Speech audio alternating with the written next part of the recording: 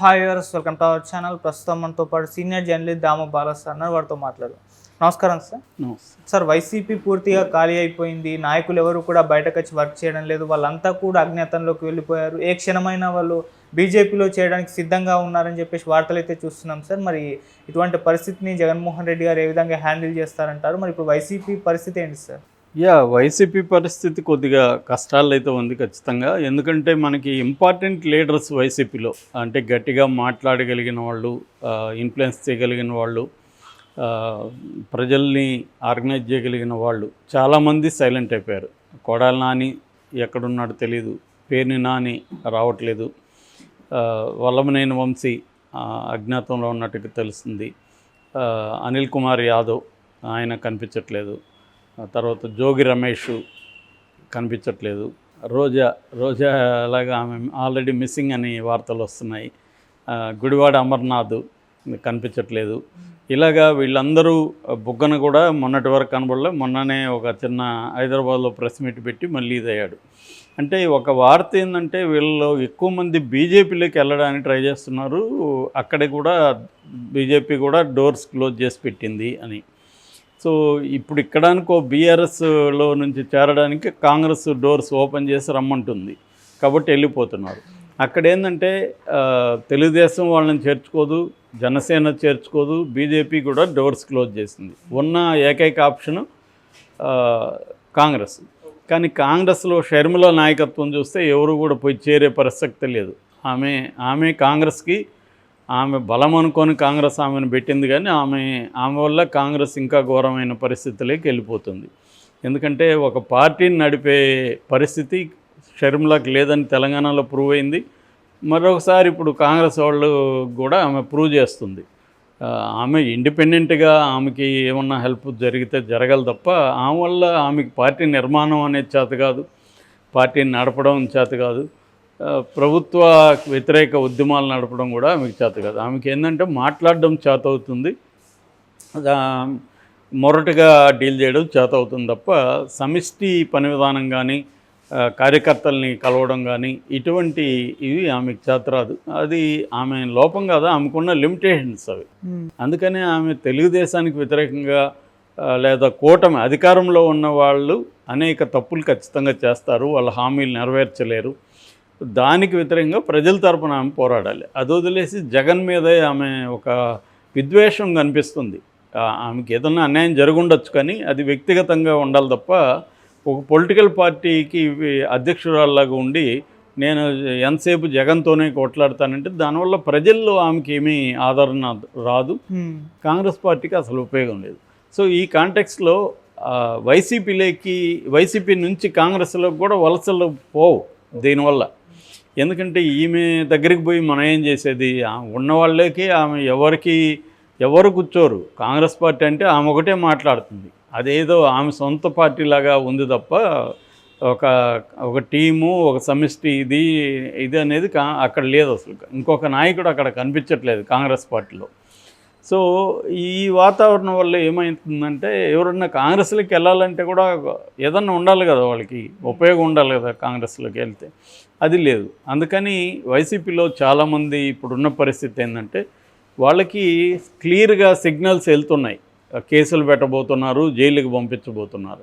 So వాళ్ళు దాని నుంచి ఎలా రక్షించుకోవాలి? ఇప్పుడు మనం అగ్రెసివ్గా చంద్రబాబు మీదకి వెళ్తే మన మీద అంత కేసులు పెట్టి ఇచ్చేస్తారు. సైలెంట్గా ఉన్నామంటే కనీసం కొంతమందితో రాయబారాలు పంపించుకోవడం, మేము అప్పుడేదో జగన్ చెప్తే మీ మీద ఇచ్చేస్తాం తప్ప మాకేముంటుంది వ్యక్తిగతంగా మీ మీద అని రాయబారాలు. ఎందుకంటే ప్రతి ఒక్కరికి అన్ని పార్టీల్లో సంబంధాలు ఉంటాయి. సో అవి చెప్పించుకోవడం, మాట్లాడుకోవడం, ఇవి చేసుకొని సైలెంట్గా ఉంటే బెటరు, ఎంత సైలెంట్గా ఉంటే అంత బెటరు ఇప్పుడు అని కొంత సాఫ్ట్ కార్నర్ ఉంటుంది వీళ్ళకి కూడా అనే ఇది ఉంది. చంద్రబాబుకు కూడా ఏంటంటే కక్ష తీర్చుకోవడం అనేది అవసరం లేదు. వాళ్ళు ఒకవేళ కొంచెం ఇదైతే వాళ్ళని చేద్దాము, అందరినీ మనకు కావాల్సింది వైసీపీ నేలమట్టం అయిపోవడం, వైసీపీ కనుమరుగైపోవడం. అది అయిపోతే నెక్స్ట్ లోకేష్కి రూట్ క్లియర్గా ఉంటుంది. ఎట్లా పవన్ కళ్యాణ్ని మనం డీల్ చేయడం మనకు చేతవచ్చు అన్న ఒక ఇది చంద్రబాబుకు ఉంటుంది. కాబట్టి వైసీపీలో ఉండే నాయకులు అందరూ కూడా సైలెంట్ అయిపోయారు. జగన్ ఏమో ఎప్పుడో వస్తున్నాడు, మాట్లాడుతున్నాడు, మళ్ళీ బెంగళూరు వెళ్ళిపోతున్నాడు. సో ఇది ఒక గందరగోళ పరిస్థితిలో వైసీపీ ఉంది. ఢిల్లీకి వెళ్ళి కొట్లాడడం అవన్నీ చూసినప్పుడు కొంత కేడర్లో ఉత్సాహం అది కనిపించింది. ఇలాగదా ఉండాలి జగన్ అని. తర్వాత కూడా ఆయన ప్రెస్ మీట్ పెట్టి మాట్లాడినప్పుడు కానీ గ్యాప్ వచ్చేస్తుంది.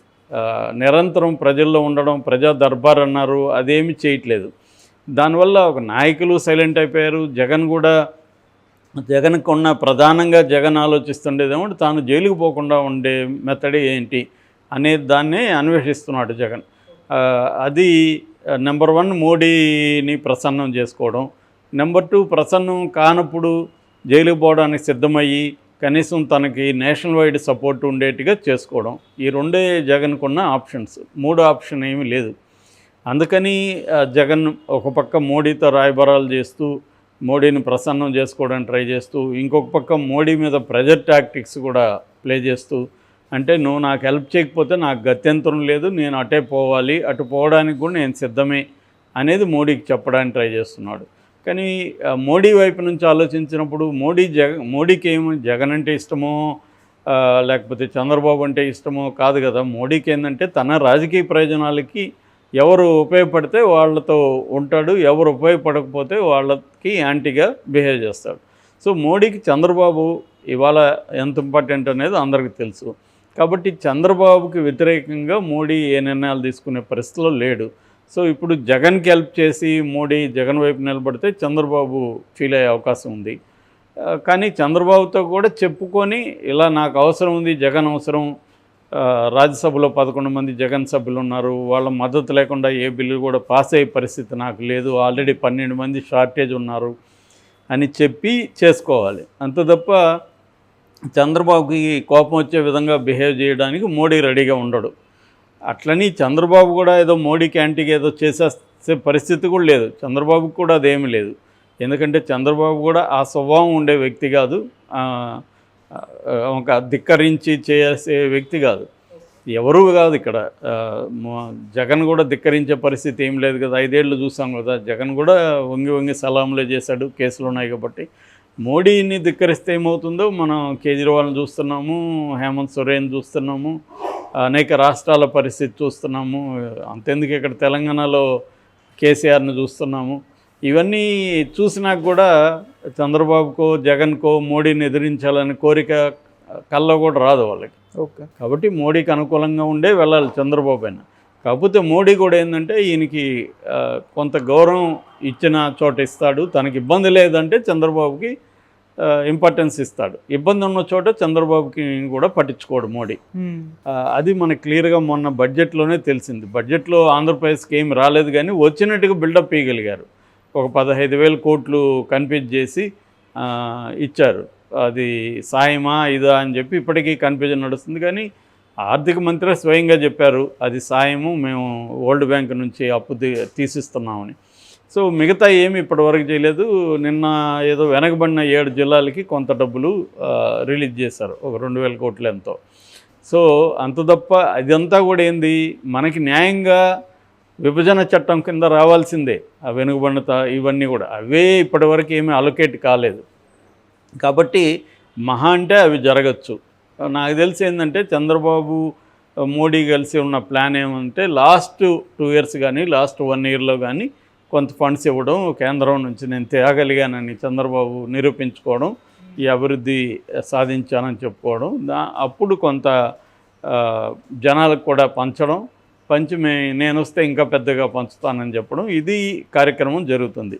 అమరావతిని కూడా కొంత ఆ టైంలో డెవలప్ చేయడం, నేను వస్తే ఇంకా డెవలప్ చేస్తానని చెప్పడం, జగన్ వస్తే ఇది కిల్ అయిపోతుందని చెప్పడం, ఇది ఈ టాక్టిక్స్ కంటిన్యూ అవుతుంది. సో ఈ హోల్ పిక్చర్లో జగన్ తన పార్టీని నిలబెట్టుకుంటాడా లేదా అనేది అనేక అంశాల మీద, అంటే internal and external factors. Internal factor ఏమో జగన్ దీన్ని ఈ క్రైసిస్ని స్ట్రాంగ్గా ఎలా నిలబడతాడు, తనకున్న సపోర్ట్ సిస్టమ్స్ ఏంటి. గతంలో తనకు ఫ్యామిలీ సపోర్ట్ సిస్టమ్ ఉన్నింది, షర్మిల అండ్ విజయమ్మ యాక్టివ్గా ఉన్నారు. ఇప్పుడు వాళ్ళిద్దరూ లేరు. షర్మిల ఎనిమి అయిపోయింది, విజయమ్మ తటస్థంగా సైలెంట్ అయిపోయింది. భారతి వ్యాపారాలు చూసుకోవాలి, సో ఫ్యామిలీ సపోర్ట్ లేదు. పార్టీలో నాయకులు ఎవరు కూడా అండగా నిలబడే పరిస్థితి లేదు. ఇక్కడ చంద్రబాబు జగన్ని తొక్కేయాలని చూస్తున్నాడు. చంద్రబాబు ఇంకా